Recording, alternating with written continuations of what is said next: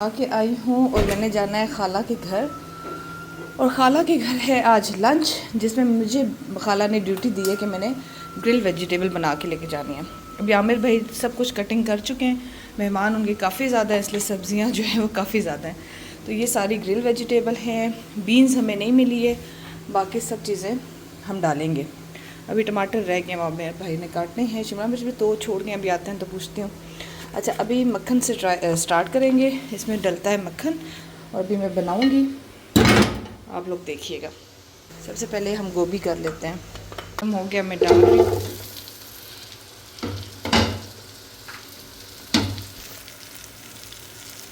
क्योंकि इसमें सब्जियाँ गलती तो होती नहीं है, इसमें से सब्जियाँ कच्ची रहती हैं। तो ये होता है कि इनको हमने ग्रिल करना हो, थोड़ा सा इनको हमने कलर देना होता है। अच्छा, इसमें क्या है ना कि सब सब्जियों को आपने बस सौते करना है, मतलब 2 मिनट आपने मैक्सिमम देना है इन सब्जियों को, ज़्यादा टाइम नहीं देना। और सोया सॉस, सिरका और नमक और काली मिर्च, ये चीज़ें आपने डालनी है थोड़ी थोड़ी, और सबको मिक्स करते जाना है। और ये सब्जियां कच्ची कच्ची होती हैं, लेकिन ये इतने फ्रेश होती हैं ना, आपने ज़रूर ये ट्राई करना है एक दफ़ा। इसमें जब हम बारबेक्यू का आखिर में वो देते हैं ना, कोयले का धुआं, तो ये बिल्कुल बारबेक्यू का फ्लेवर आ जाता है सब्जियों में, और बिल्कुल चाइनीज़ सा फ्लेवर आया होता है। बहुत ज़बरदस्त डिश है। जब भी कोई दावत हो ना, एक ये डिश रख लिया करें, देखना सबसे ज़्यादा ये पसंद की जाएगी। गोभी को हम निकाल लेंगे। ये वाइट ही है, ऑफ वाइट सी हुई है बस, इससे ज़्यादा नहीं।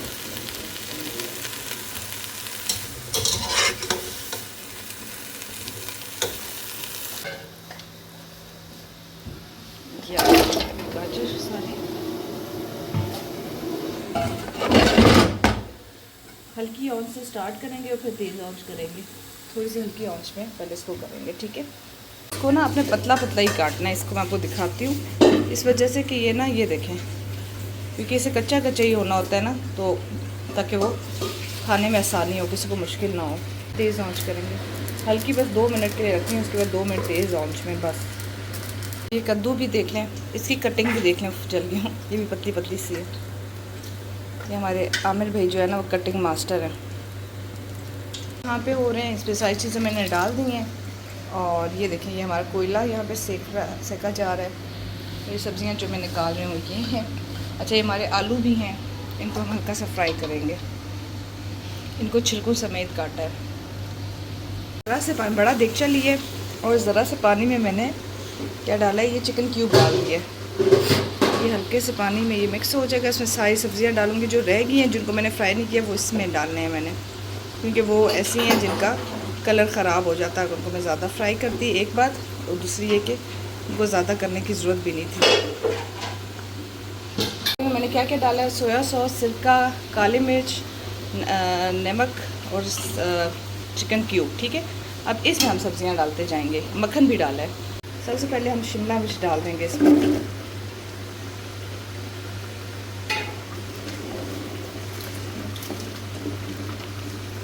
प्याज डालेंगे। बस ये कटिंग आप देख लें कैसे करनी है, मेन तो इसकी कटिंग ही होती है। इन दोनों चीज़ों को भी टोटल 2 मिनट बस करना है, ठीक है। 1 मिनट 2 मिनट वो आपको खुद पता चल जाएगा कि हल्का सा इसका कलर चेंज हो गया है। पकाना नहीं है, बस इनको कच्चा कच्चा रखना है। टमाटर हमने थोड़ी ही किए हैं, बस ये कलर हमने थोड़ा सा रेड चाह रहे थे इसलिए, ठीक है। अब हम इसमें सारी सब्ज़ी डालेंगे। हमें ये डालना सारी सब्ज़ी इसमें डाल देंगे। इसमें जो आलू के हमने जो उनको फ्राई किया था, इनको हमने फ्राई किया था, हम ये भी डाल देते हैं। ये हमारी सब्ज़ी रेडी हो गई है। ये हमने रखा है इसमें कोयला, और इसमें हमने ज़रा सा ऑयल डालेंगे।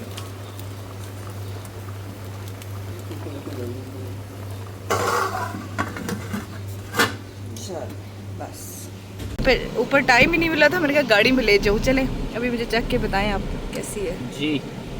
अच्छा जी, ये क्या है बीच में? ये पोटैटोज़ हैं। पोटैटोज सब कुछ है। कैसी है?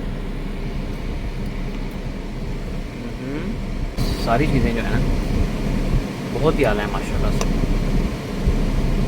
कई खड़ी खड़ी सब्ज़ी है, मुझे फ्रेश, ओवर कुक नहीं है ना। मुझे बहुत बुरी लगती है ओवर कुक। अच्छी है। और सही ग्रिल्ड है, मतलब वो स्मोकी नहीं होती है, स्मोकी टाइप वो है। चले तुम भी ट्राई करो। दे मुझे दिखा। वाह क्या बात है फायदा तुम्हारी। अपने एक्सीलेंट। मुंह में बिट्टू। चल गाड़ी चला। चल ये देखिए, ये मारूफ ने पहले ही सारी टेबल सेट कर दी है बड़ा ज़बरदस्त से किस्म का। यहाँ पे साइड्स पे प्लेट्स हैं, ग्लास हैं, स्पून्स, फोक्स, और ये मैंने डिश यहाँ पे स्पेशल मंगवाई थी, डिश भी दिखाया था। अच्छा ये स्पेशल डिश इसने नहीं मंगवाई है स्पून्स के लिए। वाह मतलब पहले मंगवाई थी, निकली अभी देख, ये देखिए हमारी कितनी सुगढ़ लड़की है। है ना। हाँ ये वाह। आप ब्लॉग में डालेंगे। हाँ ना, सही लगा है टेबल। बहुत ज़बरदस्त। ये बड़ी प्यारी हैं ट्रेज, ये बहुत प्यारी मुझे है। लगता है मामा को ना रिटायरमेंट में गिफ्ट दिया था वाह वालों ने। अच्छा ये ये रिटायर मुझे इसकी बड़ी मामा के प्यारी रिटायरमेंट लगती का है। गिफ्ट है। इनका पहले भी ना काफ़ी लोग कंफ्यूज हो गए थे, जिनको मैंने बताया था कि मेरा ससुराल है। मैं अब आपको पूरी स्टोरी सुनाती हूँ। ये बिलाल की खाला का घर है, और इनकी खाला ही की बेटी की शादी हुई थी, 2 बेटियाँ हैं, दूसरी यहीं पे होती है। असल में ना मेरी जो सास है ना, मेरा जो देवर है ना, उसकी पोस्टिंग हुई है एबटाबाद।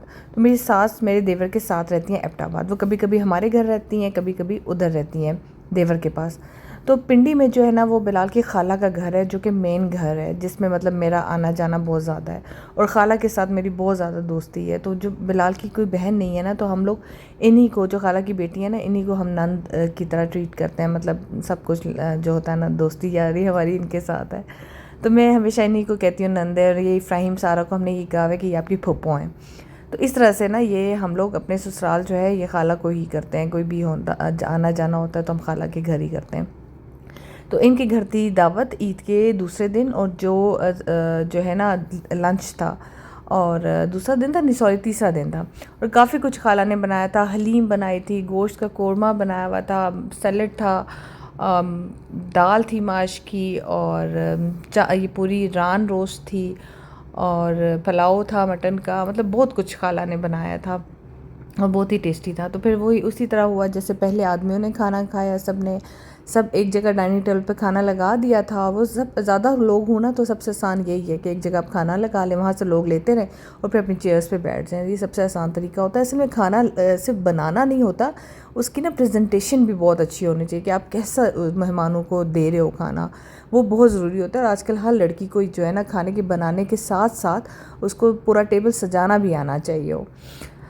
तो फिर हमने आइसक्रीम खाई, फिर हमने स्वीट में हमने मैंगो डिलाइट खाई, फिर हमने कहवा पिया। कहवे में हमने पिया था टर्किश टी, खाला ने लाई हुई थी टर्की से। वो लोग कहीं गए थे टर्की में, तो वहाँ से लाए थे। इसके बड़ा मज़े का फ्लेवर था, बहुत ही मज़े का। वहाँ पे बहुत अच्छी फ्लेवर्ड टीज़ मिलती हैं, डिफरेंट, मशहूर है टर्की ये ग्रीन टी के लिए।